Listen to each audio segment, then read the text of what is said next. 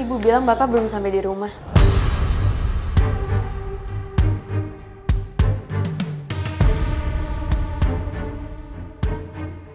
Wait, iya. Didi belum sampai rumah. Tapi kan Didi udah pergi dari 2 jam yang lalu. Harusnya Didi udah sampai rumah dong.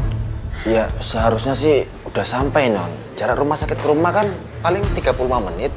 Sama macet ya 45 deh. Iya, aku tahu Om Jojo. Tapi Didi belum sampai rumah. Aku bener-bener panik banget. Gimana kalau misalnya Didi nyasar? Dia kan gak inget apa-apa. Lo tenang aja Mel, kita positive thinking aja sekarang. Aduh Put, Didi tuh habis koma. Terus dia bangun-bangun amnesia, gak inget apa-apa. Gimana gue bisa tenang? Kalau dia nyasar hilang gimana? Ya emang lo bukan anak kandung ya, makanya lo bisa tenang. Dan lo lupa, lo yang udah bikin Daddy jadi kayak gini.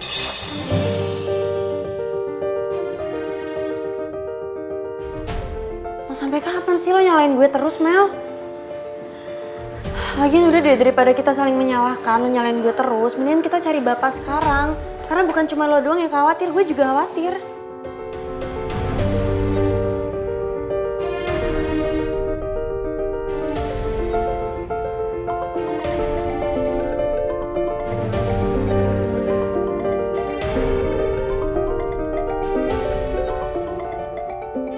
Kalau nggak diangkat, dia pasti nelfonin lo terus deh. Sini mending gue yang angkat.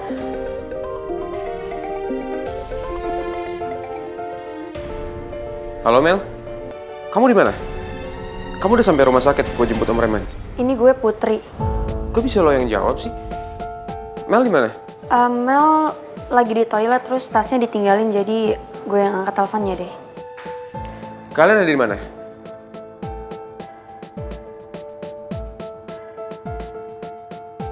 Kita di rumah sakit buat jemput Bapak, tapi Bapaknya nggak ada di rumah sakit. Maksudnya gimana nggak ada di kamarnya? Tadi suster bilang 2 jam yang lalu Bapak mau pulang sendiri. Karena Bapak bilang mau bikin surprise buat kita di rumah. Tapi gue tanya ke ibu juga Bapak belum sampai rumah. Kalau Om Reman nggak pulang ke rumah, terus dia kemana dong? Emangnya dia ingat jalan pulang? Justru itu Ki, kita khawatir karena Bapak nggak tahu jalan dan bisa aja Bapak nyasar.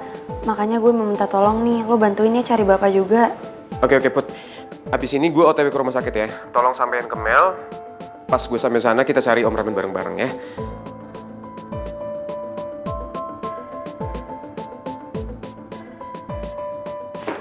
Meski, Din, please jangan sekarang ya. Saya harus cari Om Reman yang hilang. Hilang gimana maksudnya? Aduh Din, saya nggak bisa jelasin sekarang ya. Saya nggak punya waktu. Mendingan urusan kerjaan kamu yang handle dulu ya. Oke Boski.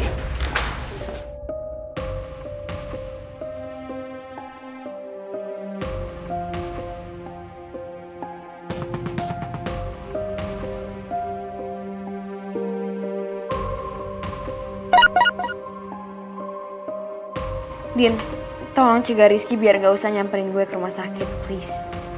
Ya telat lo Mel, baru chat sekarang. Orang udah keburu pergi tuh. Masa gue cegat mobilnya sih? Yang ada gue dipecat sama Boski.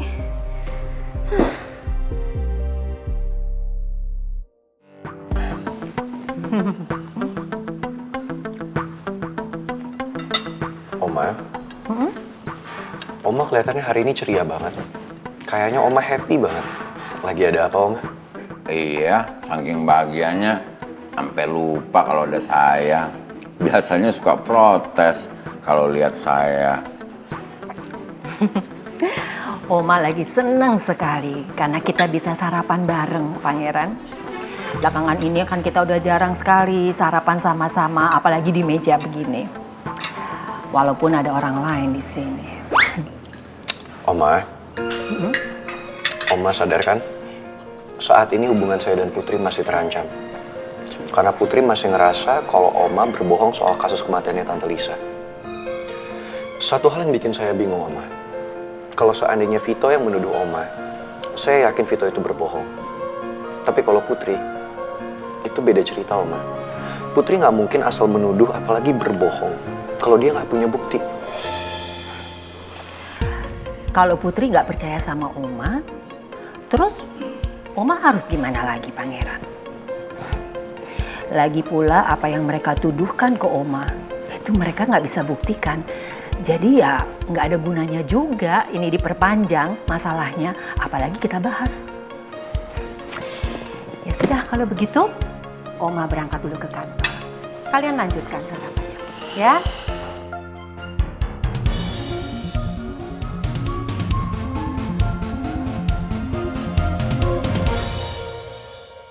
Gimana kalau misalnya kita lapor polisi aja, kita bilang kalau misalnya dia emang hilang gitu. Tapi kalau belum 1 kali 24 jam nggak akan dianggap hilang. Mendingan kita cari sendiri deh, kita usaha sendiri buat sekarang. Gini. Gimana kalau kita berpencar aja? Setuju nggak? Setuju banget ya, udah kita berpencar ya. Lo cari Dedi, gue sama Om Jaja, oke Om Jaja? Oke. Ya wes. Udah. Mel biar sama saya. Putri sama Om Jojo.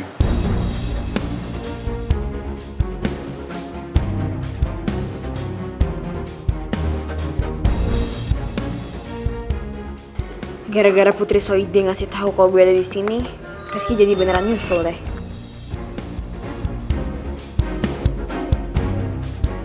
Gue lagi deh yang disalahin sama Mel. Yaudah tunggu apa lagi, buruan cari. Ya wes, ayo. Mel. Nggak apa-apa, Om Jojo. Ya sabar ya. Non Mel emang lagi tegangan tinggi. Biarin aja lah. Lagian emang aku sengaja kok bilang ke Rizky supaya dia bantuin cari bapak biar cepat ketemunya. Yaudah kita jalan sekarang juga ya. Ayo, Non.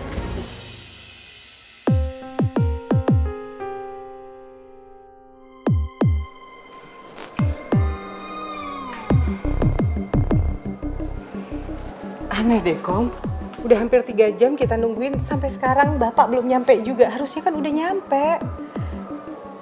Kayaknya saya harus keluar deh bantuin nyari Bapak. Tapi saya nyari di mana? Saya nggak ngerti. Coba Ibu inget-inget lagi. Siapa tahu Ibu kemana gitu jalan sama Bapak. Nah, kali aja Bapak ada di sana. Kayaknya saya tahu deh, Kom. Harus cari Bapak di mana.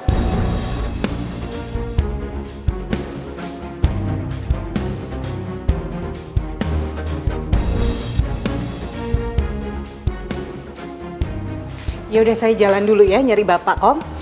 Iya, Bu. Kokom di rumah aja ya. Kokom nggak ikut. Nanti kalau Bapak pulang, Kokom telepon Ibu. Iya. Ya udah saya tinggal, Kom. Iya.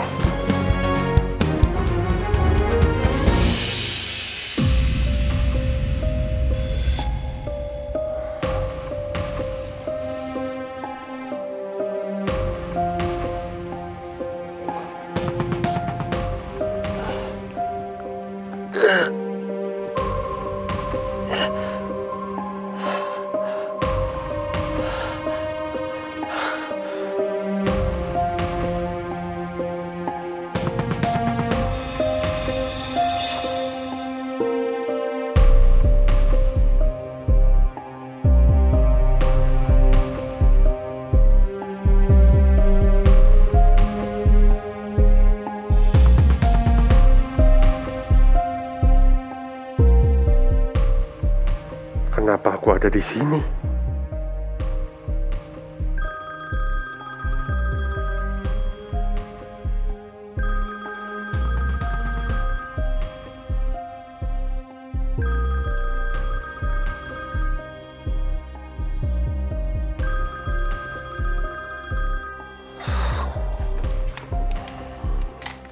Halo. Halo, selamat siang. Ada surat buat Bu Soraya yang dititipkan di bawah. Maaf, salah sambung. Di sini tidak ada Bu Soraya, yang ada Ibu Seruni.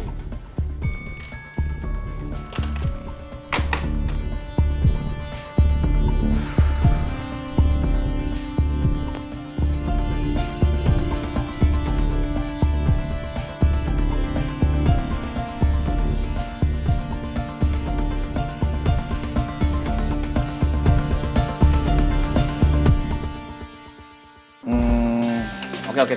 Cukuplah menurut saya. Menurut saya ya, hasil dari presentasi yang kalian bicarain tadi, menurut saya nggak ada yang bisa saya approve. Khususnya untuk perusahaan kita ya. Karena jujur ya, untuk progres dan juga project ini, perusahaan kita, itu cukup riskan buat nerima beberapa aliran dana dari perusahaan-perusahaan kalian. Tapi baik lagi ke Pak Pangeran. Terserah Pak Pangeran, mau approve atau enggak ya. Ini lo bakal terima nggak kerjasama sama 3 klien kita?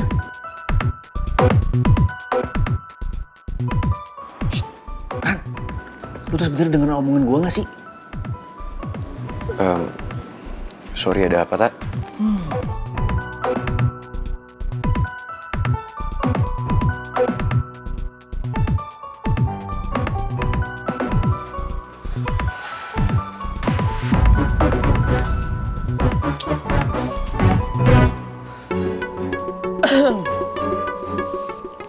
Sumpah ya, meeting kali ini tuh ya kita bener-bener gak berguna tau gak sih? Staff kita capek-capek berpresentasi nih ya. Lo sendiri malah gak konsentrasi, Ran. Ya maafin gue ya, Tak. Gue emang belakangan ini lagi banyak pikiran. Ya tapi buat gue gak adil aja kalau cuma nyalain pangeran.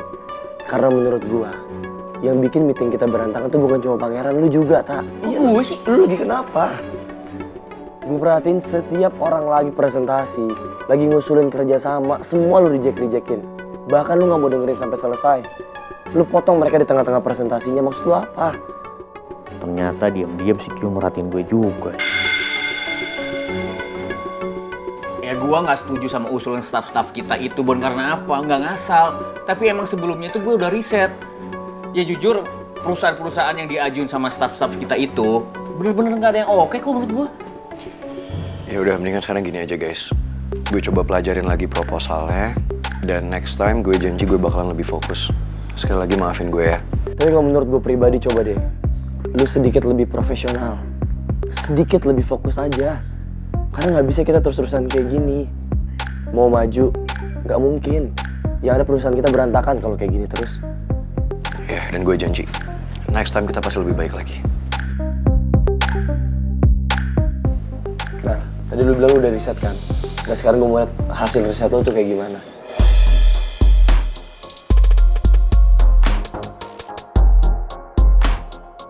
Jadi lu bener-bener gak percaya sama gue, Ji? Loh, bukan gini, bukan masalah percaya atau nggak percaya. Ini lebih ke, gue pengen tahu aja, separah apa sih proposal mereka sampai semuanya lu reject, semuanya lu tolak. Ya udah gini aja, kalau lu emang gak percaya sama gue mundur diri aja dari sini, gampang kok. Gue nggak bermaksud kayak gitu loh. Dan bukan ini jawaban yang gue mau. Kenapa lu jadi baper kayak gini coba?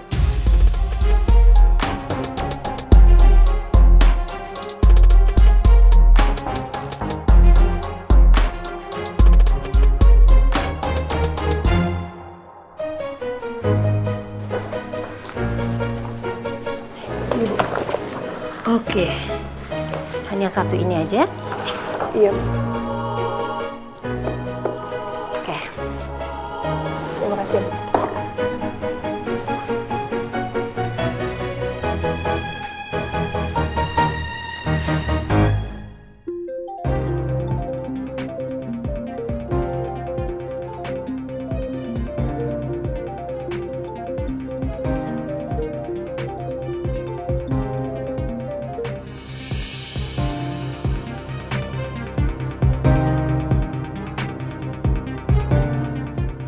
Halo Pak Remon.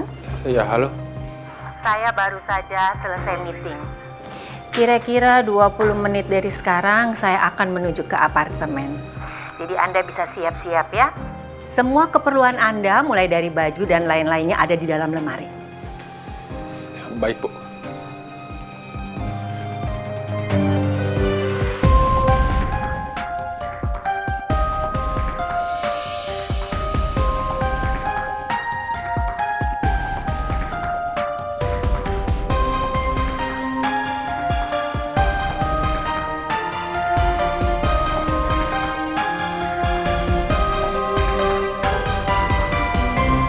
Permisi Bu, saya baru dapat kabar baru. Coba Ibu lihat beritanya.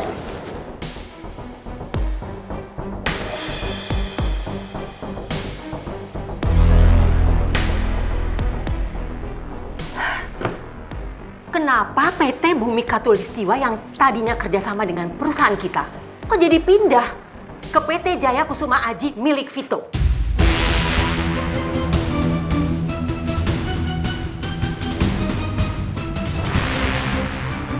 Pasti Vito sengaja ambil klien saya karena dia mau bikin saya hancur. Sekarang kamu boleh saja lebih unggul dari saya, Vito. Tapi sebentar lagi saya akan hancurkan kamu pelan-pelan lewat Pak Remon.